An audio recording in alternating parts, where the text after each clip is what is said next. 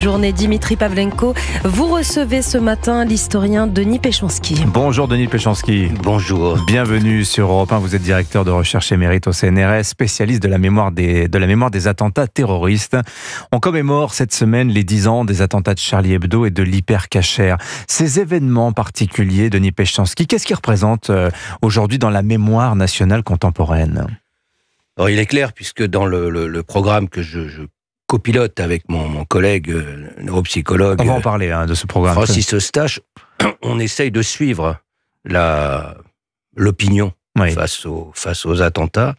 Il est clair que ça reste structurant, et en même temps, il y a la concurrence. À un moment donné, puisqu'on mène ça depuis 2016, on a la concurrence des gilets jaunes, des retraites. Enfin, il y a une actualité qui vient contrer cette inscription dans la mémoire collective, mais qui reste très forte. Vous les catégorisez, gilets jaunes, etc., comme des événements traumatiques de la dimension des attentats terroristes de 2015, Denis Péchanski ?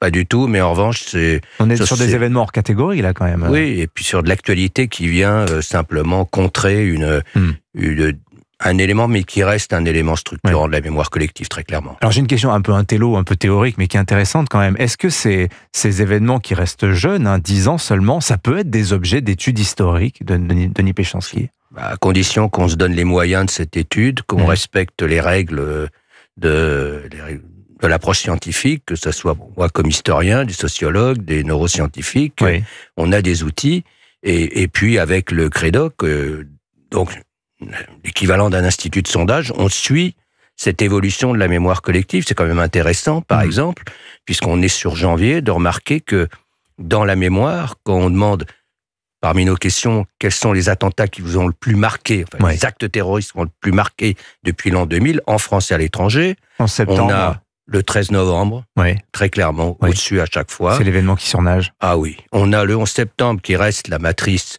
du 21e siècle, mais plus bas. Et puis vous avez janvier, mais c'est là où on voit l'importance de la médiatisation et de la commémoration. Quand on fait ce sondage en janvier, on a une montée en puissance. Ça reste très haut, mais après, ça s'écroule dans l'année. Vous voulez dire que la mémoire, elle remonte à la surface à l'occasion des commémorations. Oui, on se dit, au fait, il y a ça. D'où l'importance des commémorations. C'est fondamental. Et vous notez d'ailleurs que dans la mémoire des attentats terroristes, il y a un peu des oubliés. Par exemple, Nice, été 2016, malheureusement, passe un peu à la trappe derrière les autres. Comme s'il y avait une concurrence des mémoires.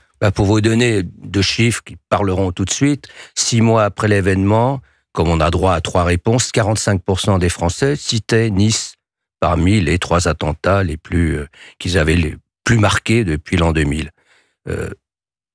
Un an plus tard, même pas 2 ans plus tard, c'était 19%.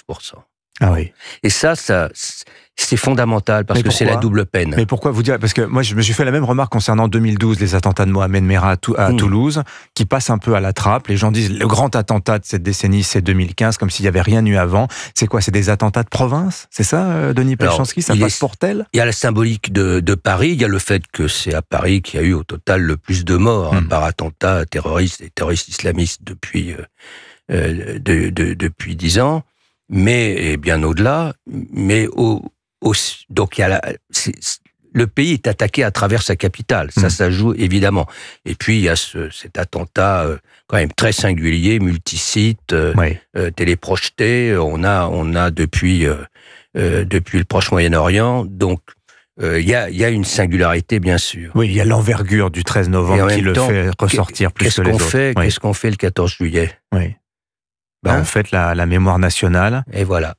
Et qu'est-ce qu'on fait à Nice ? Qu'est-ce qu'on fait à Nice ? Est-ce qu'on essaye de se reconstruire autour de cet élément structurant de la mémoire nationale, autour de ces valeurs partagées héritées de la Révolution française, ou pense-t-on aux morts dans l'horreur de l'attentat de Nice ? Mais le problème, c'est qu'à l'arrivée, c'est la double peine.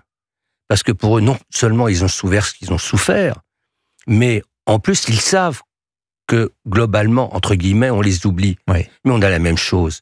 Par exemple, sur Paris, en janvier. Alors heureusement, là, vous avez parlé effectivement de l'Hyper Cacher, mais globalement, depuis des années, Oui, c'est janvier, c'était Charlie. Oui. Bon. L'hypercachère, c'est l'attentat des Juifs. C'est un peu à part. Il y a ça, Oui. mais il y a aussi les policiers qu'on oublie. La policière Clarissa Jean-Philippe. Bien, le 13 novembre, Bataclan.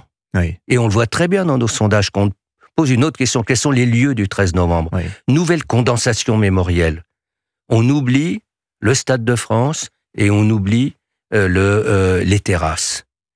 Et là aussi, c'est la double peine pour les survivants et pour les endeuillés. Alors venons-en justement à vos travaux, parce que c'est très intéressant. Après les attentats du 13 novembre, vous mettez sur pied, Denis Péchanski, avec le neuropsychologue Francis Eustache, un programme historico-médical, on va l'appeler comme ça, d'études de la mémoire des attentats, celle de ceux qui l'ont vécu en prise directe, c'est-à-dire vraiment les survivants, pour lesquels on a une cohorte beaucoup plus large, c'est clair que pour Charlie ou pour l'hypercachère.